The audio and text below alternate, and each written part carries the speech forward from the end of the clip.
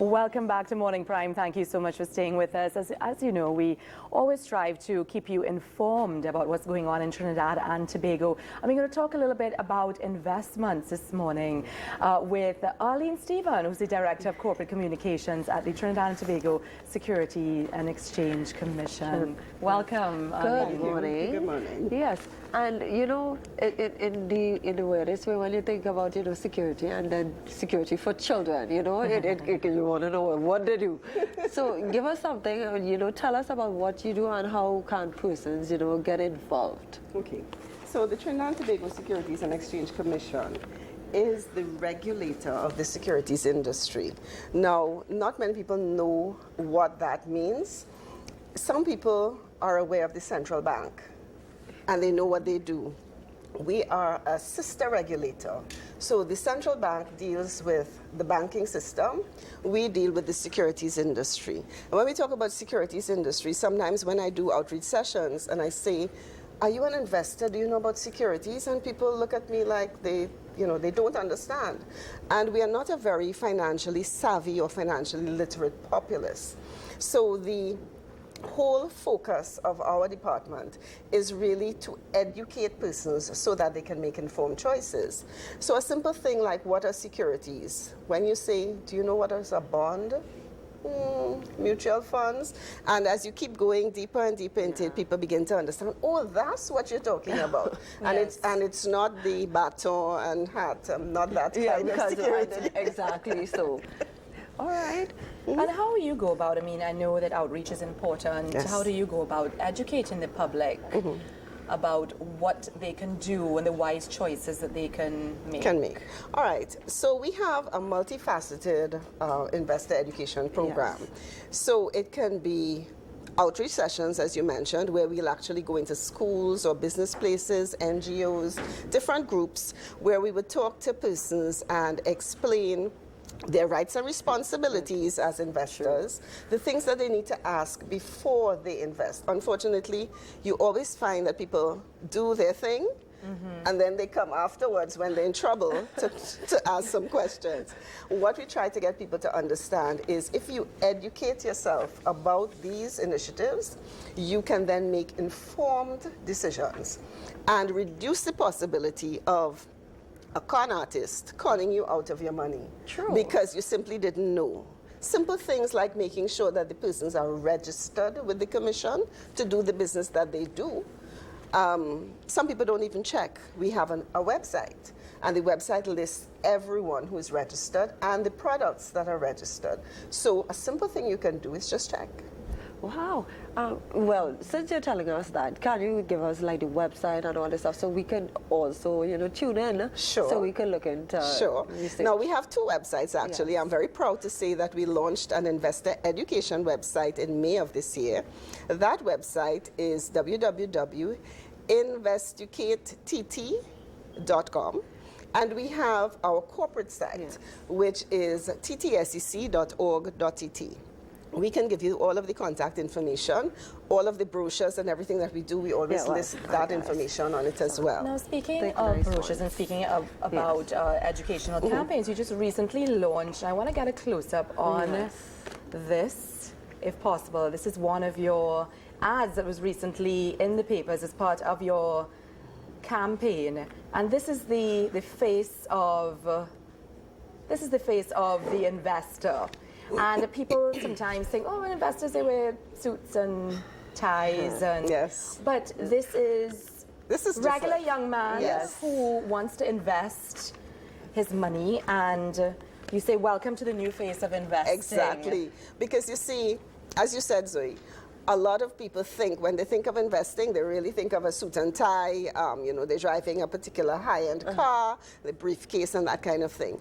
So why can't a teacher or a nurse or a taxi driver be the regular man? An investor, the regular man? So when I conceived of this particular campaign, when we spoke with the persons who would develop the actual image, that is what I said. I want an ordinary, something that people wouldn't normally associate with investing. What we're trying to do is to change the conversation and insert in persons' minds, I can be an investor too. So what are some of the trades that some people would actually look for, you know, the direction to get in help to invest? Because being young, sometimes you really don't know the angle in which you really want to go into, and then you wouldn't know the terminologies and all the stuff that you're really coming into. So let me hear some of the weird things that some people will really get into to understand. Okay, now our investor education program starts with the premise that, one, we don't tell you where to invest, we don't tell you what to invest in, and we don't tell you who to invest with. What we tell you is check our website to ensure that the persons are registered, and ask particular questions. If you are going to invest, you must have a goal. What is your investment goal? And your goals change over time. So your goal when you're 18 is different from your goal when you're 35. Sure. And different investment products help you to meet your goal. So there are some products that you may use when you're at a particular age. You find that younger people are more willing to take risk. Now, people need to understand that once you're talking about investment, you're talking about risk. There is a risk. There's anytime anybody says guaranteed, risk-free, anything like that, run. Oh gosh. Run. And do you give guidelines about the various risks? Yes, we give guidelines. So, for instance, in our investor education program, we will talk about this particular type of investment instrument and the level of risk, whether it's high, low, moderate, etc. And therefore, you can then match that instrument to your life stage. Because as I said, if you're 18, if you're 35, you have a different kind of even risk tolerance. So those are some of the things that we tell people. And unfortunately, what we find is there are a lot of scams existing in the country, in the world. I want to talk a little bit about that, because what is a person's recourse if they are scammed or succumb to fraudulent activity? All right. Well, the Commission has an enforcement arm. And what persons can do if they have dealt with a registered representative, for instance, and they have been well, they're not happy with the service that they've received, there's recourse that they can come to the Commission and lodge a complaint. But we have also investigated cases where the person is not registered with us at all. Sometimes you have persons who operate pyramid or Ponzi schemes. So what they do is they invite everybody in the room to give them $10,000. And the only other thing that you need to do is bring 2 other people who will then also bring $10,000. So like a pyramid It's a pyramid. So it's a pyramid. It literally is a pyramid. And what happens is the people from below, their monies are what is used to pay the people above. The problem occurs when you don't get, so let's say you're doing 10, 20, 40, 80, but you get 73 people. 73 people can't provide the funding for the 40. And therefore the pyramid starts to topple.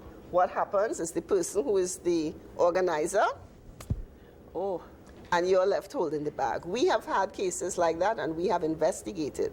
The problem with that is sometimes we cannot get the amount of remedy back for the consumer. So we had a case, for instance, before I even joined the Commission, where persons were only able to get back 53 cents on their dollar. But the person wasn't registered with the Commission. The persons who were in the scheme didn't ask the right questions and only came to us after the fact. But you were still able to get we were still able to get some recourse for them. So let's just go a little lower. What about just say a tile man? He comes to tile your house or whatever the case may be. He has a business out. However, business shows us that it is registered. You ask the relevant question, but he still disappears. How do you deal with scenarios as such? Well, that scenario would not fall under the ambit of the Trinidad and Tobago Securities and Exchange Commission, but it will fall under the ambit of the Consumer Affairs Division. And therefore, they have legislation that would help treat with that and get recourse for you. And you should get back all of your money. Well, I would think so after all of that. Do you think, Arlene, that citizens are heeding the advice of the Trinidad and Tobago Securities and Exchange Commission?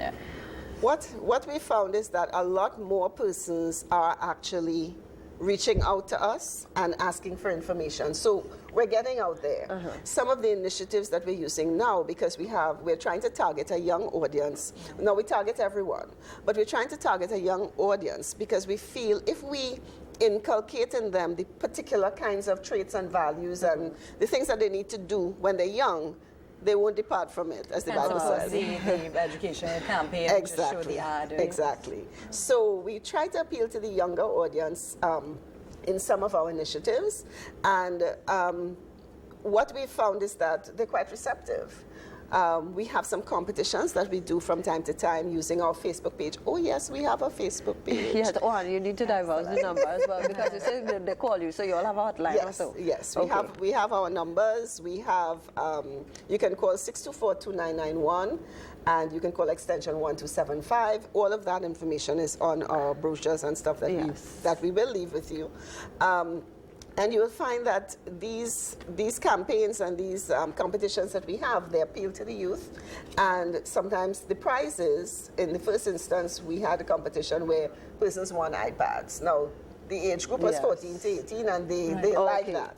But one of the other things that we do is we try to partner with different agencies. So we've partnered with the Stock Exchange, and one of the prizes that we did in one of our competitions is the person actually won money, but they had to invest in the stock market and keep that money there for at least a year. So it gets you into the market. After a year, you can do what you want. But some people, when they see that their money has actually grown, they stay. But what about the stock market that people don't really get? Because a lot of the times you see it on your Androids and stuff, and you see it running down and stuff. Tell some people how do they read the stock to really understand how to invest there? Well, the best advice I can give to persons like that is you need to get an investment advisor. Now, remember what I explained in the beginning about us not being able to tell you certain, where to go and whatever. how to. But one of the things we stress is that you should have a registered investment advisor. That person can explain to you how it works. But for instance, the stock market, you have companies that trade on the exchange, and if you invest in those companies, you become part owner of the company. In a nutshell, that's what it is. Okay. If the company does well, you make a profit. You can make a profit by, if let's say the share that you bought was $20 and the company does so well, the value of the share is $30. It means you just made a $10 profit per share. And in addition, when the company does well, they also give their investors dividends. So you get, there's two ways that you can get. Of course, remember, the company could not do well, and therefore you suffer a loss. There's no guarantee. Well, that's the risk. Yes. That's the risk. And you have to be prepared to take the risk. It's like being a young entrepreneur over again, because when you think about yourself, let me invest in this company, let me invest in my own business or so. The whole thing about actually being the entrepreneur is actually taking risk. First management. So, okay, all right, cool. So it kind of coming to me as we go along, because I too, in that sense, need to understand the security part of it as well. And a lot of young people, and I think it's really something that you all should really get involved in and, try to understand where you're investing your money and who you're talking to. And there's a certain amount of protection as well based on your investment. Of course, So it depends. That's also good to know. It depends on what you invest in. And speaking about getting in the know, and as you all continue to sort of inspire people to invest, this is another little nifty part of your outreach and educational program. I ain't opened my hand, but I see what's going on already. You call it IE, right? Investor Education, correct. So Trinidadians love cards, right? They love to play cards. So Yeah, I know. this is another little nifty advice by the Securities and Exchange Commission, so that you can get all the information that you need here and play cards as well. So I pulled out an ace of spades, and this says, a possible sign of fraud is if you were told, not many people know about this deal. Now is a great time to trade and make money. So Arlene, tell us a little bit about that. Okay. Because, of course, fraudulent people will come with all sorts of things to trick you. A lot of people need to understand that investing is available for everyone. Once someone comes to you and says, because it's you, Oh, I giving you a little deal. Yeah. If you give me your money, I can turn it into, lots of money Yeah, that's all in a right. short period of time. Now, we actually have a scam video that we've done. It is on YouTube. Yes, Zoe Marie, we're on YouTube too. And we actually did a storyline where persons were approached by someone. People need to be aware. If I am going to approach you to con you out of your money, I'm going to come to you in a particular way. I'm going to look a particular way. And the scam video shows the same person approaching one woman, and she said, "You think I born yesterday?" And she walked off. And then the same guy, dressed in a particular way, approached her, and she was ready to give up you her money. kidding? Wow. So easily. Yeah. So, Arlene, just as we have to wrap, Yes. just give us that information again. You're on YouTube, you're on Facebook. What is your, just under the Trinidad The email. and Tobago Under Securities Trinidad and Tobago Securities and Exchange Commission, we have Right. the app. You just have to look for TTSEC. It's both Android Yes. Right. and It's a free iOS. app. It's free. It gives you a lot of information. Our website, the investor education website, is investukatt.com. And the corporate site is www.ttsec.org.tt. Sweet, lovely. Thank you so much, Thank Arlene, you for for joining coming. us on Morning Prime this morning. Yes, and I hope I get educating to come us. back. Great. We'd love to have you back. Yes, Excellent. All right, Good so morning, we- Mr. Lopez. Yes. Good morning, Joseph. Hi, good morning. How y'all doing? Woo, Fine, great. thanks. What's happening? You know, I realize I need a pack of those cards. I really suck at And you really look playing like cards. an investor. I do. Maybe I just might invest today. Great. All tell right. us. Good morning, Trinidad and Tobago. Here's a look at what's happening on your news